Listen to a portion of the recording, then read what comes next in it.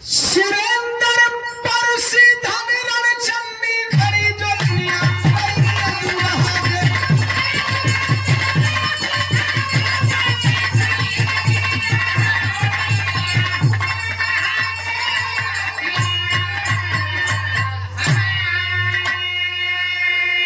Guardian का एक गीत के डिमांड बा और ओकरा के बाद लोग खा लिया जब जाना थे कि नाश्ते पर हो लोग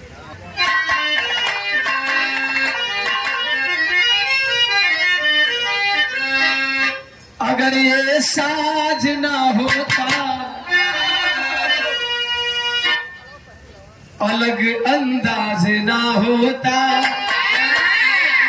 कम लग रहा है ऊपर करो ना। अगर ये साज ना होता अलग अंदाज ना होता। दलित पिछड़ो यति पिछड़ो के सर पर ताज ना होता। अगर ये साज ना होता अलग अंदाज ना होता। दलित पिछड़ो अति पिछड़ो के सर पर ताज ना होता। नहीं होते अगर अम्बेडकर साहब मेरे यारों। काश बाबा साहब नहीं आए होते तो क्या होता। कि नहीं होते अगर अम्बेडकर साहब मेरे यारों। बहुजनों का कभी भारत के अंदर राज ना होता। बहुजन मतलब बहुत जन अर्थात एससी एसटी ओबीसी माइनॉरिटी समाज को मिलाकर के जो मेरे भारत की कम्युनिटी बनती है। अर्थात भारत का मूल निवासी अर्थात 6743 जातियां अर्थात अहिर चमार धोबी पासी मुसर कोयरी कुर्मी बिंद मलाह नुनिया चौहान तेली तमोड़ी भर बिहार ये जितनी बिरादरी है यही बहुजन है। अर्थात भारत के शूद्र इन शूद्रों को राज नहीं मिलता। दो कड़ी के गीत है और दो कड़ी में मैं बता देना चाहता हूं कि बाबा साहब ने हमारे भारतवासियों को दिया क्या। अजी लाया जिसने कलम युग को। चार युग की चर्चा होती है हालांकि दुनिया इसे कलयुग माने मैं नहीं मानता। ये कलयुग नहीं है कलम युग है। तीन युग की चर्चा होती है। लोग कहते हैं सतयुग त्रेता द्वापर। सतयुग त्रेता द्वापर का मतलब क्या होता है। सतयुग में केवल एक बिरादरी को पढ़ने का अधिकार था। सतयुग में केवल एक बिरादरी और एक वर्ण के लोग पढ़ते थे। बेटवा देहलस बाबू जुग जुग जी और आप लाया जिसने कलम युग को। मैं जुग बता रहा था बच्चा एग्जाम देकर के भुलवा दिया। जो सतयुग में केवल एक वर्ण को पढ़ने का अधिकार था ब्राह्मण। और आप लोगों को मैं बता देना चाहता हूं ब्राह्मण का वर्ण भी ब्राह्मण है और जाति भी। ये ध्यान से सुनिए ब्राह्मण का वर्ण भी ब्राह्मण है और जाति भी ब्राह्मण है। सतयुग में एक वर्ण को पढ़ने का अधिकार था अर्थात एक बिरादरी को पढ़ने का अधिकार था। त्रेता में दो बिरादरी को पढ़ने को अधिकार मिला ब्राह्मण और क्षत्रिय। तो ब्राह्मण का वर्ण और जाति भी एक है और क्षत्रिय का वर्ण और जाति भी एक है। क्षत्रिय को वर्ण में भी क्षत्रिय कहते हैं और जाति में भी क्षत्रिय कहते हैं। इसके बाद जब द्वापर आया तो द्वापर में तीन वर्ण के लोगों को पढ़ने को अधिकार मिला। द्वापर में तीन वर्ण में कौन। ब्राह्मण पहले से पढ़ता था क्षत्रिय पहले से पढ़ता था। तीसरा वैश्य। वैश्य का जाति भी वैश्य है और वर्ण भी वैश्य है। चौथा नहीं समझ पाता है। चौथा वर्ण शूद्र। शूद्र में जितने इन तीन वर्णों के बाद जो लोग आते हैं आप समझ लेना। अब मैं जाति नहीं बताऊंगा। तीन जाति तीन वर्ण बता दिया। तीन जाति तीन वर्ण के बाद देश की जितनी जातियां आती हैं वो क्या है? शूद्र। और शूद्रों को पढ़ने का अधिकार कब मिला? कलम युग में। और जब सबको पढ़ने का अधिकार मिल गया, यही के चोरवा कहे सन कलयुग आ गई। जब अहिर चमार धोबी पासी मुसहर कोयरी कुर्मी बिंद मलाह नोनिया चौहान भर बियार तेली तमोरी सब पढ़े लगल, तो चोरवा कहते सन कि अब ई कलयुग आ गई। मैंने जब तक ई पढ़त रहे तब तक सतयुग रहल, त्रेता रहल, द्वापर रहल। जब सब पढ़े लगल तो कलयुग हो गई। बाबा साहब ने इसकी नींव रखी संविधान के द्वारा। तो अरे लाया जिसने कलम युग को देती गवाही पेन है।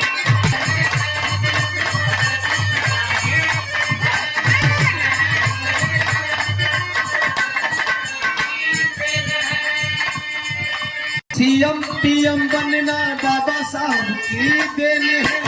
सीएम पीएम बनना।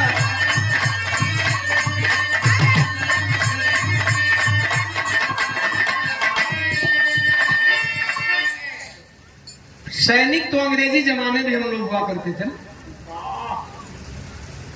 अंग्रेजों के जाने के बाद बाबा साहब का संविधान लागू हुआ 26 जनवरी 1950 को।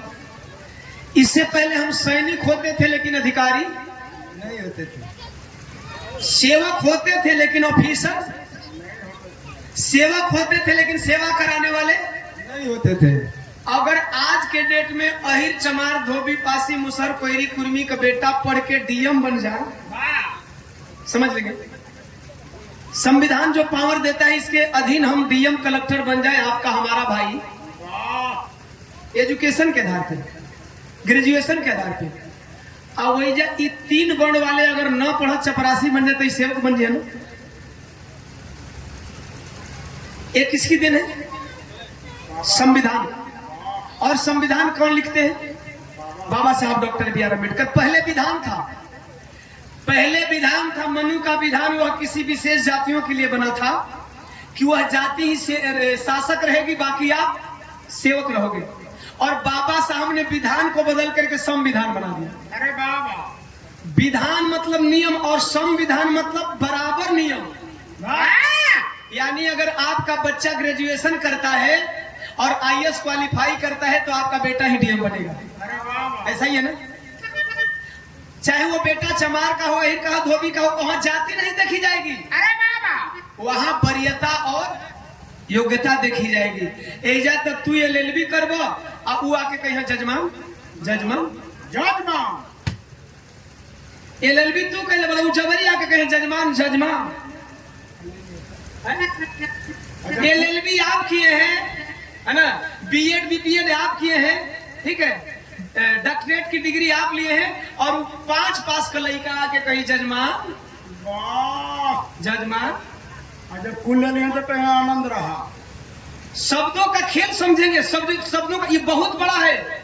अगर आपके सामने कोई 5 पास आकर कहता है जजमान, अलग अलग कर दीजिए, जज हम 5 पास बानी, तू एलएलबी बाड़ा, अहिर चमार धोबी पासी मुसहर कोयरी कुर्मी बिंद मला हो, तब वो जज के मान। आज जब जज मान लेती जब कहब तो, चूंकि कोर्ट में जजे का चलेगा ना, वकीलों की जज कहता order order order order. Court में किसकी चलती है? जज की। तो जब वो जज हो गया तो फिर कहेगा गोबर को गणेश मान। वो जज बन गया तो जो कहेगा वही मानेंगे। और यही हमारा समाज मानता रहा है। लेकिन बाबा साहब ने कहा अब ऐसा नहीं चलेगा। संविधान में जो क्वालिफाई करेगा वह जज बनेगा, और जो क्वालिफाई नहीं करेगा वह चपरासी बनेगा। और वो जज का जाके जी हजूरी करेगा। तो अब समझ सकते हैं कि यहाँ जाति मायने नहीं रखती है, यहाँ डिग्री मायने रखती है। और यही जा तू केतनो विद्वान बन में तो के कथा कहे का अधिकार नहीं के। रोज पेपर में आवता है, रोज पेपर में आवता है, तू केतनो विद्वान बड़ा तो के कथा कहे का अधिकार नहीं थे। तू कथा नहीं सुना सकेला, तू भगवान का भक्त बन सकेला, लेकिन भगवान का चर्चा तू नहीं कर सकेला। भगवान खातिर प्रसादी किन के लेके दे सकेला, लेकिन तू भगवान का चर्चा धन्य है यह पूजा। इस पूजा का भाग्य मनाई कि कम से कम अपने ही समाज के पंथी जी लोग होते हैं। ये भाई अधिकार बा कहीं न कहीं तो छपला का देन बने थे। जो कहते हैं पूजा तो हम ही करें, तू भले पैसा जुटाओ, पैसा तू जुटाओ, पूजा हम ही करो। तो बाबा साहब ने अधिकार दिया। अरे बीएम सीएम पीएम बनना बाबा साहब की देन है।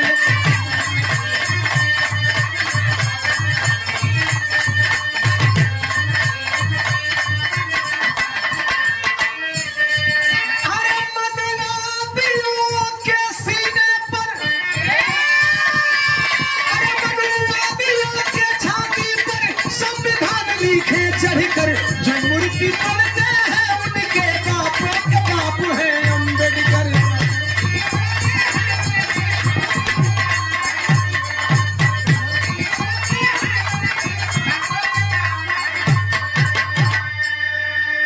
इतना करने के बाद भी हमारे देश में बाबा साहब डॉक्टर बी आर अम्बेडकर की मूर्तियां तोड़ी जाती है।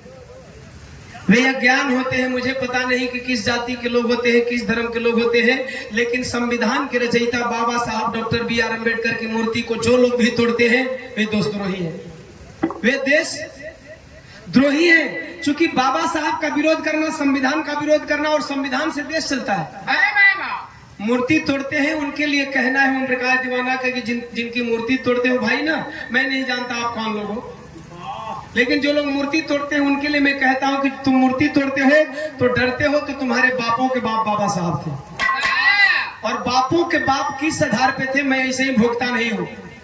मैं एविडेंस प्रस्तुत करता हूं, दस्तावेज के साथ, साक्ष्य के साथ मैं प्रमाण दे रहा हूं कि किस तरह से बाबा साहब तुम्हारे बापों के बाप थे। 9 भाषा की जानकारी थी, एक दो भाषा के जानकार नहीं थे, 9 भाषा। वो 32 डिग्री धारी थे। 9 भाषा, नौकरी का पाने के लिए 9 भाषा की जानकारी की जरूरत नहीं होती है। यहाँ पोस्टेड है गुरुजी, एक आध लोग जो भी है, बाकी लोग पोस्टेड होंगे। आप लोगों को मैं बता देना चाहता हूँ, नौकरी पाने के लिए डिग्री की जरूरत चपरासी का नौकरी करो डिग्री धारी होने का नहीं है, और नौकरी पाने के लिए 9 भाषाओं की जानकारी की भी जरूरत नहीं है। नौकरी पावन को शुद्ध हिंदी ना बोले लो, वो नौकरी करते हैं नहीं कि नहीं। तो आप लोग के गांव में का जरूरी उदाहरण है, कुछ तो नौकरी करो उनका ककहरा नहीं खिया हो, लेकिन वो 45,000 उठावा तरह से सफाई कर्मियों का अंगूठा छाप दो। यानी नौकरी करने के लिए डिग्री की जरूरत नहीं है। लेकिन बाबा साहब 9 भाषा और 32 डिग्री की जानकारी क्यों किए? क्योंकि 9 भाषाओं में एक संस्कृत है, और जिस संस्कृत में आपकी गुलामी लिखी हुई है, संस्कृत भाषा में आपकी गुलामी लिखी हुई। अगर आप संस्कृत पढ़ना जान जाएंगे साहब ना, तो लिखे वालन के दौड़ा मारो सब समझे तो नहीं। जैसे जिस हमने का जागरूक होता है वही तक हमने का विरोध करता नहीं जा, नहीं तो पहले तो हमारे बाप दादा संविधानों का विरोध करते रहे। नहीं, संविधान का होला पहले। आज का पढ़ा लिखा आदमी अपना लड़का के नेता बनता रहे, नेता होता मत बन यार। अब आदमी जानो ना कि कुल फायदा नेता बनले बाबा। डीएमओ नेतवे का अधीन, कलेक्टरों नेतवे का अधीन, सब कोई नेते का अधीन। तो बाबा साहब डॉक्टर बी आर अम्बेडकर नौकरी के लिए इतनी डिग्री नहीं लिए थे, समाज को अध्ययन किए। समाज को अध्ययन किए तो उन्होंने समाज के लिए संविधान लिखा। तो कवि जी कह रहे हैं 9 भाषा की जानकारी थी, वो 32 डिग्री धारी थे। अरे तेरे ज्ञानी बाप दादाओं पर बस एक अम्बेडकर भारी थे। तेरे ज्ञानी बाप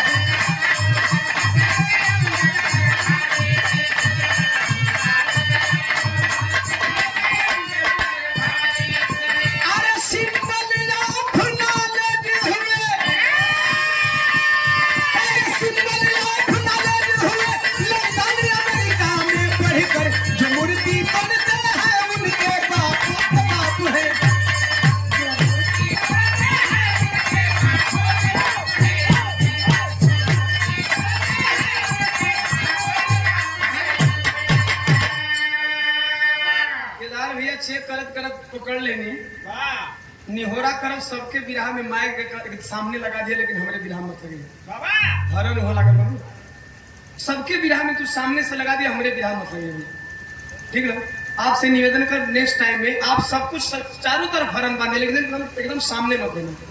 हाँ जी। बाकी देखा थे कि ससुराल को सिंबल ऑफ नॉलेज का खिताब अमेरिका देता है। अमेरिका सुनेंगे ये जो बात मैं बता रहा हूं साहब, आज हमारे समाज के बैकवर्ड दलित समाज के जितने नेता बाबा साहब को समझ गए हैं वो बधाई के पात्र हैं। अरे बाबा अगर शाम का भूला सुबह घर पे आ जाए तो उसे भूला नहीं कहते। जो नेता कहते थे कि आरक्षण मेरे लिए नहीं है, कम से कम उनको तो बात समझ में आई कि कम से कम बाबा साहब ने मेरे लिए भी दिया है। समझेंगे मैं जो बात बताने जा रहा हूं। कोलंबिया विश्वविद्यालय और लंदन से जब बाबा साहब ने बहुत सारी डिग्रियां धारण की तो उन बहुत सारी डिग्रियों में एक डॉक्टर ऑफ साइंस डॉक्टरेट की डिग्री आती है। डॉक्टर ऑफ साइंस की डिग्री को लेने में 8 साल लगते हैं। 8 साल ये डिग्री 8 साल की है, लेकिन बाबा साहब इतने मेधावी थे कि 8 साल वाली डिग्री केवल 2 साल में पूरा कर लिए थे। और इंडिया में अभी तक 2 लोगों के पास केवल डॉक्टरेट की डिग्री है, एक बाबा साहब डॉक्टर बी आर अम्बेडकर और एक भारत के पूर्व राष्ट्रपति डॉक्टर के आर नारायण। 2 ही लोग डॉक्टर ऑफ साइंस की डिग्री अभी तक ले पाए हैं इंडिया में। हम दस्तावेज के आधार पे कहते हैं कि मूर्ति तोड़ देना, तुम्हारे बाप के दादा है बाबा साहब, विद्वता के मामले में। इतना ही नहीं, जब कोलंबिया विश्वविद्यालय को 3 वर्ष पूरा हुआ, 2008 से लेकर 2016 तक कार्यकाल बराक ओबामा का था, तो बराक ओबामा अमेरिका के राष्ट्रपति थे। 300 साल पूरा होने पे बराक ओबामा विश्व से जितने अमेरिका कोलंबिया विश्वविद्यालय में अध्ययन करने स्टूडेंट आए थे, उन मेधावी स्टूडेंटों की एक लिस्ट बनवाई कि सबसे तेज कौन था पूरे संसार में। तो उन 100 विद्यार्थियों में सबसे टॉप पे पता है नाम किसका था?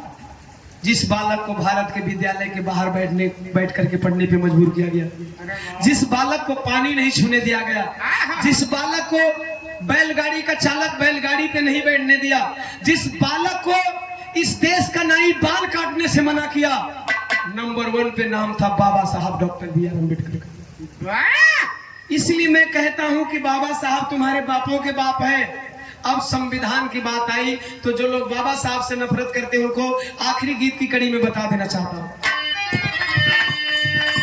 जब अंग्रेजों ने मांगा था भारत का संविधान, सुनो तेरे बाप दादा ना लिख पाए, ऐ 5वां पास मैदान, सुनो तेरे बाप दादा ना।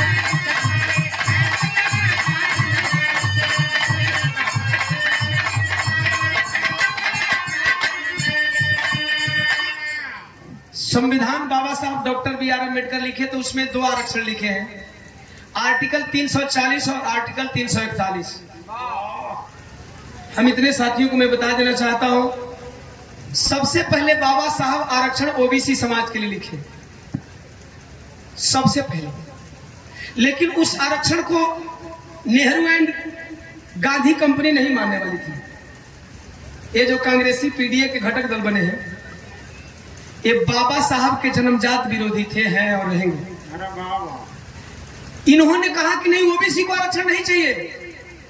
बाबा साहब ने आरक्षण क्यों दिया? क्योंकि ओबीसी जब 52% समझेगा कि हम एक हैं तो इस साले सत्ता से हट जाएंगे, लेकिन रोक दिया गया।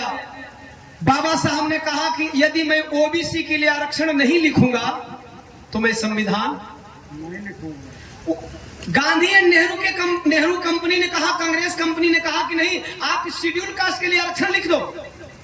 जो लोग आरक्षण से भी पहले नफरत करते थे, चूंकि आरक्षण आप लिए नहीं पहले तो आपको आरक्षण लागू नहीं होता था। सबसे पहले शेड्यूल कास्ट को आरक्षण लागू है, चूंकि शेड्यूल कास्ट को पता था कि मुझे आरक्षण लेना है, और ओबीसी को सब पता नहीं था कि बाबा साहब ने मेरे लिए संविधान में आरक्षण लिखा है। इसलिए आप लोग संविधान पढ़िए। बाबा साहब डॉक्टर बी आर अम्बेडकर ने 3 दिन संविधान सभा में जाने से इनकार कर दिया। कहा यदि मैं ओबीसी के लिए आरक्षण नहीं लिखूंगा तो ये मेरी डिग्री का कोई मतलब नहीं होता और संविधान लिखने का कोई मतलब नहीं बनेगा। अरे बाबा, चूंकि आरक्षण को सबसे ज्यादा जरूरत ओबीसी को है। चूंकि आज भी आप देखिए जितने देश में सर्वोच्च पद है ओबीसी के कितने उच्च पद पे लोग कार्यरत हैं। शेड्यूल कास्ट में तो एक आध वो जज हो गए सुप्रीम कोर्ट में, लेकिन ओबीसी का और संख्या कितना बा, कोटा कौन खा रहा है ओबीसी का?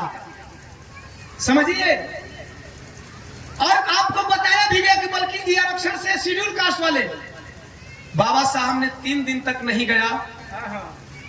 पटेल जी मनाने आए, बाबा साहब डॉक्टर बी आर अम्बेडकर बोले कि मैं नहीं जाऊंगा। पटेल जी बोले कांग्रेस वाले आपसे इस्तीफा ले लेंगे। बाबा साहब डॉक्टर बी आर अम्बेडकर बोले इस्तीफा पॉकेट में लीक करके रखा हूं, लेकिन जब तक से मैं ओबीसी समाज के लिए आरक्षण नहीं लिखूंगा तब तक से संविधान पूरा नहीं करूंगा। बाबा साहब 340 आर्टिकल्स आप लोग पढ़ेंगे, बनावटी में नहीं बोल रहा हूं, क्योंकि 40 के बाद 41 आता है। अगर पहले एससी के लिए लिखे होते तो वो 340 होता। मैं यूं ही नहीं कह रहा हूं, आप संविधान में पढ़ेंगे कि 40 पहले कि 41 पहले है, और यदि कोई काउंटिंग करेगा तो 40 के बाद 41 आएगा ना, 41 लेकर के 40 नहीं लिखेगा। बाबा साहब पहले 340 आर्टिकल्स ओबीसी के लिए आरक्षण लिखे, इसके बाद एससी शेड्यूल कास्ट अर्थात चमार, पासी, धोबी, कनौजिया, खट्टी के लिए 341 आर्टिकल्स लिखे। इतनी कुर्बानी थी बाबा साहब डॉक्टर बी आर अम्बेडकर के पास। ई तो खाली एससी खातिर लिखना, एसटी खातिर लिखलन, एक बाद ओबीसी खातिर लिखलन। अच्छा, जो अपर कास्ट वाले नफरत करते हैं उनके लिए भी तो बाबा साहब ने कुछ दिया है। पहलवा रानी के पेट से राजा पैदा हो गए तो बताओनी ना कि राजा का बेटा राजा बनी, तो हर 4 गो लड़का बन सन, बाकी 3 गो ना बनिया सन। अब ओकर 4 गो लड़का हो सन तो बाकी 3 गो ना। अब तो हर 3 भाई मर जीवा, वही में राजा का बने के लालच में एगो का दूसरका का हत्या करी, दूसरका तीसरका का, तीसरका चौथका का बंसौरी खत्म। ऐसे होते रहे पहले, कौरव दल के सारे लोग ऐसे ही मारे गए ना। अगर चुनाव होता तो कोई ना कोई 2-4-5 साल राजा तो बनी गया होगा। चुनाव में उनके लिए बाबा साहब डॉक्टर बी आर अम्बेडकर ने एक मत का अधिकार दिया और कहा कि ये जो राजा बनने वाली पत्ती है इसे मैं बंद करता हूं। यदि गलती से 5 साल के लिए तुम्हारा भाई प्रधान बन जाता है, अगर तुम्हारे ग्राम सभा का विकास नहीं करता है, तुम्हारा भाई जिला पंचायत बन जाता है, तुम्हारे जिला पंचायत का विकास नहीं करता है, तुम्हारा भाई विधायक बन जाता है, तुम्हारे जिला पंचायत का विकास नहीं करता है, तुम्हारे समाज का व्यक्ति एमपी बन जाता है, संसदीय क्षेत्र का विकास नहीं करता है, तुम्हारे समाज का व्यक्ति मुख्यमंत्री बन जाता है, देश में रेप घटनाएं हत्याओं को नहीं रोकता है, तुम्हारे समाज का व्यक्ति अगर प्रधानमंत्री बन जाता है देश को सुरक्षित हाथों में नहीं रखता है, खाली जुमलाबाजी करता है। एक मत का प्रयोग कर लेना है, अपने लोगों को बताना कि जिसे तुम प्रधान बनाए हो वो ग्राम सभा का विकास नहीं कर रहा है, जिसे तुम जिला पंचायत बनाए हो वो तुम्हारे जिला पंचायत क्षेत्र का विकास नहीं कर रहा है, जिसे तुम विधायक बनाए हैं वो तुम्हारे विधायकी क्षेत्र का विकास नहीं कर रहा है, जिसे तुम जिला पंचायत बनाए हैं वो तुम्हारे जिला पंचायत क्षेत्र का विकास नहीं कर रहा है, जिसे तुम विधायक बनाए हैं वो तुम्हारे विधायकी क्षेत्र का विकास नहीं कर रहा है, जिसे तुम संसद बनाए हैं तुम्हारे संसदीय क्षेत्र का विकास नहीं कर रहा है, जिसे तुम मुख्यमंत्री बनाए हो तुम्हारे देश प्रदेश का विकास नहीं कर रहा है, जिसे तुम प्रधानमंत्री बनाए हैं तुम्हारे देश को गर्त में लेकर के जा रहा है। जमाने को जगाना, बता देना, एक मत का अधिकार और एक मत का प्रयोग 5 साल के बाद कर लेना, तुम राजा बनोगे, प्रजा बन जाएगा। क्या बाबा साहब केवल चमार, अहिर, धोबी, पासी, मुसर, कोयरी, कुर्मी, बिंद, मलाह, नूनिया, चौहान के लिए लिखे कि इस बल के आधार पे सब राजा बनते हैं? तो जब सब राजा बनते हो तो पगला वोटो ले बसन कहबसन बाबा साहब हमने खातिर कुछ ना कैला। अगर बाबा साहब के एक मत का प्रयोग करते हुए कोई कहता है कि बाबा साहब ने मेरे लिए क्या किया, तो मैं दावे के साथ कह सकता हूं कि जिस पतरी में खाना चाहिए उस पत्तल में छेद नहीं करना चाहिए, हमारे पूर्वजों ने कहा है। और बाबा साहब के एक मत का प्रयोग करते हुए कहते हो कि बाबा साहब ने मेरे लिए क्या किया है, तो वाकई तुम्हारे डीएनए में गड़बड़ी है, वाकई तुम्हारे डीएनए में गड़बड़ी है कि खाते भी हो, पत्तल में छेद भी करते हो, इसलिए मैंने लिखा। अरे जब अंग्रेजों ने मांगा था भारत का संविधान, सुनो तेरे बाप दादा ना लिख पाए, ये 50 पास मैदान, सुनो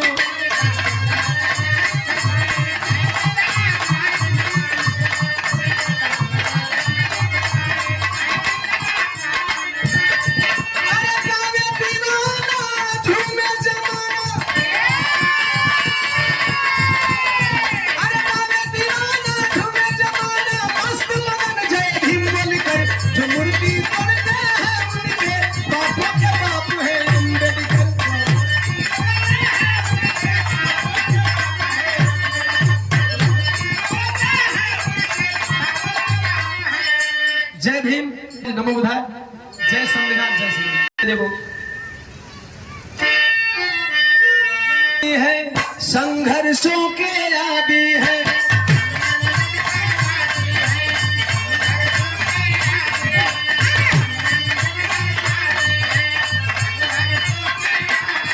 अरे नहीं सहेंगे कभी गुलामी, खून में मेरी आजादी है।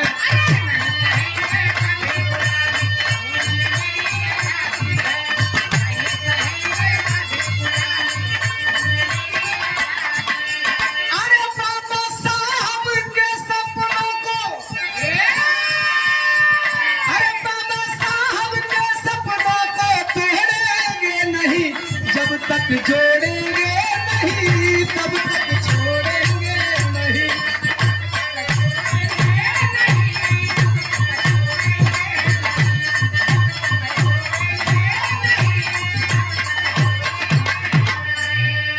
इस समाज को जोड़ना हमारा काम है, इस समाज को जोड़ना हमारा काम है और आपका भी काम है। कैसे जुटेगा समाज? और बुद्धि के हिंसा से धर्म वाली सुधि देंगे, आप बाबा अम्बेडकर वाली जन जन को दुखी देंगे।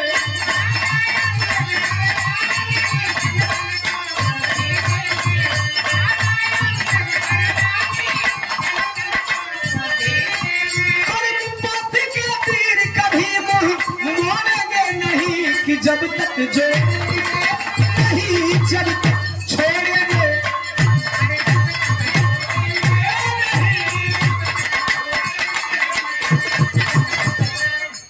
बुद्ध के हिंसा का मार्ग अपनाना है, लड़ाई झगड़ा नहीं करना है।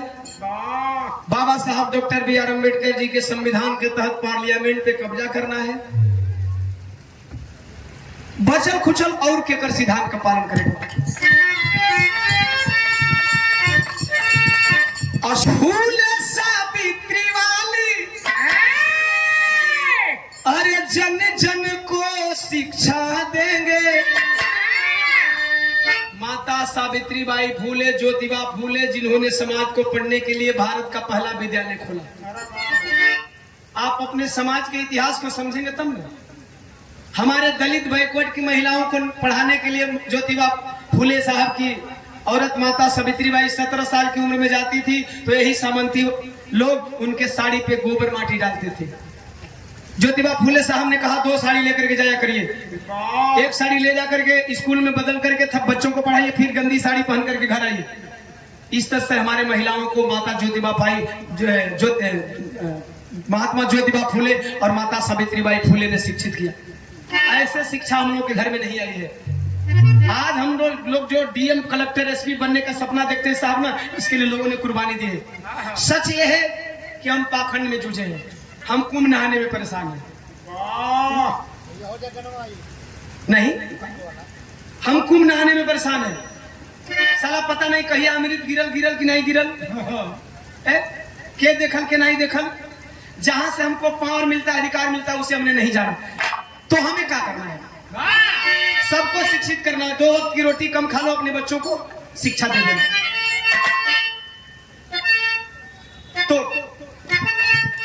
अरे फूले सावित्री वाली जन जन को शिक्षा देंगे। अरे गुरु रविदास वाली घर घर में दीक्षा देंगे। तुलसीदास लिखते हैं पूजहु विप्र अरे सकल गुणहीना, शूद्र न पूजहु गुण प्रवीणा। जिस रामचरितमानस में आपको गाली लिखी गई उसी को पढ़ करके आप पंडित जी को दक्षिणा देते हो। शूद्र गंवार भोल पशु नारी, अरे सकल ताड़ना के अधिकारी।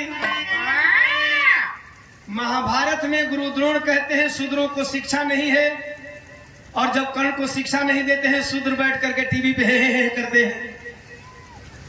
गुरु द्रोण बहुत बढ़िया कह रहे हैं शूद्रों को शिक्षा नहीं है, और गुरु द्रोण आपको भी कह रहे हैं कि तुमको भी शिक्षा नहीं है, लेकिन हम टीवी पे देखे हे कर रहे हैं जानकारी के भाव में। जानकारी के भाव में, अर्थात हम जानकारी के भाव में उन पुस्तकों को अपने दिल में लगा के बैठे हैं जिन पुस्तकों में हमारे लिए गाली लिखी गई। यहीं पे संत जी कहते हैं, संत शिरोमणि गुरु रविदास जी, रविदास ब्राह्मण मत पूजिए जो होवे गुणहीन। अर्थात रविदास जी कह रहे हैं कि रविदास ब्राह्मण मत पूजिए जो होवे गुणहीन, पूजिए चरण चंडाल के जो होवे गुण प्रवीण। अगर ब्राह्मण विद्वान है तो वह पूजनीय है, अगर ब्राह्मण पढ़ा लिखा नहीं तो पूजनीय नहीं है। ब्राह्मण IAS PCS क्वालिफाई है, मास्टर है तो पूजनीय है, चपरासी नहीं पूजनीय है। वो पढ़ा होता तो क्वालिफाई नहीं करता IPS। और यदि आपका बच्चा पढ़ा लिखा IAS है तो पूजनीय है। क्या ये IPS तुम्हारा बच्चा क्वालिफाई करे या जज दूसरा का मन? गौर करना। तो संत जी कहते हैं तो इन हमारे महापुरुषों की विचारधारा से चलेंगे तो हमारा समाज जुटेगा, तब आडंबर से दूर होंगे। और कबो कबो ऐसा कई जरा साहब, जब शांति से काम ना चलेगा ना तो कबो कबो लोरी के माथिन तलवार भी निकलेगी। वीर उधम भी बने के पड़ जाए, भगत सिंह भी बने पड़ जाए, तब कभी जी लिखा।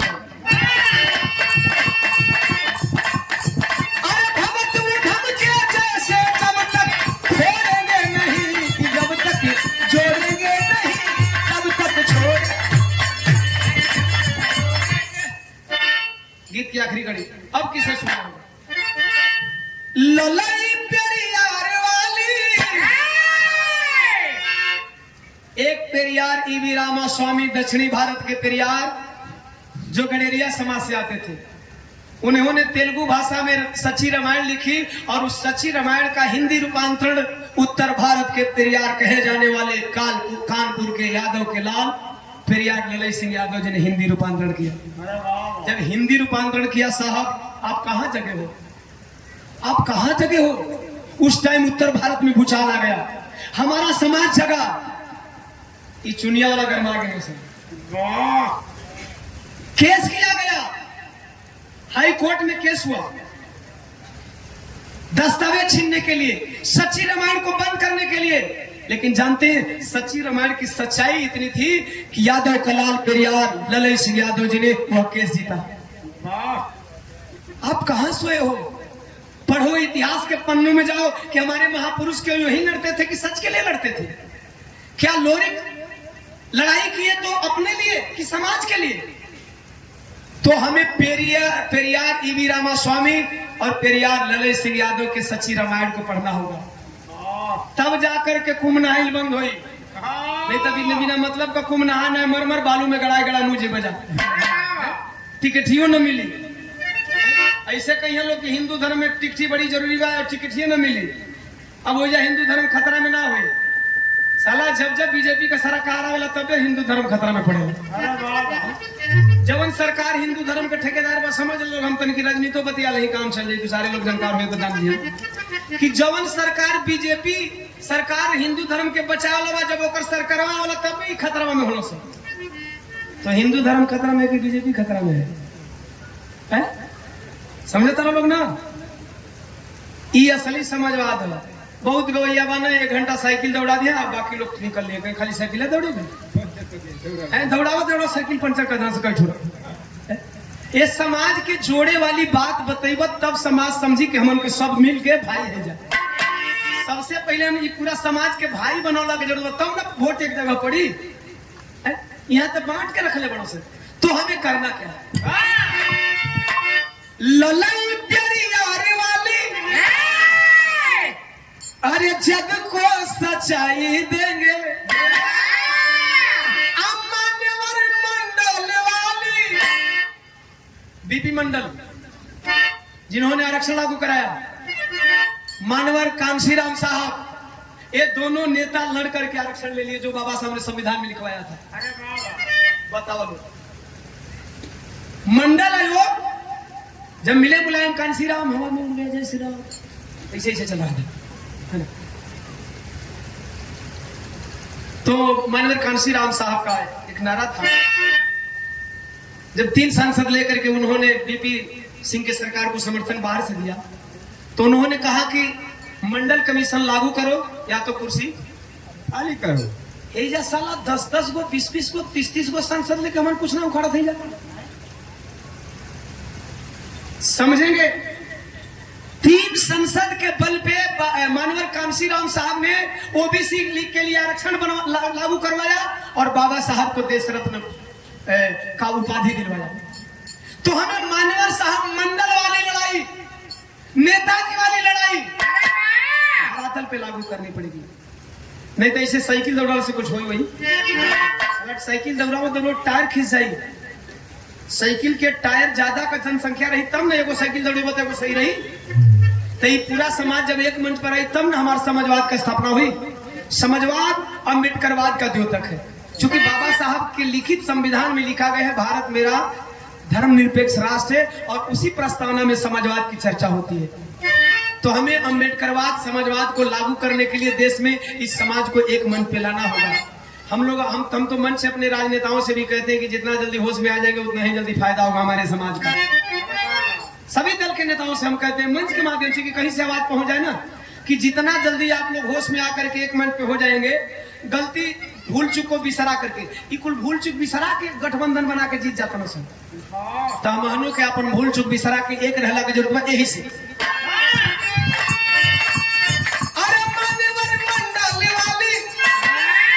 सबको लड़ाई देंगे और सबसे खतरनाक फैक्टर कि जातिवाद को जब तक पीछे मोड़ेंगे नहीं, कि जब तक जोड़ेंगे नहीं, जब तक छोड़ेंगे नहीं, जब तक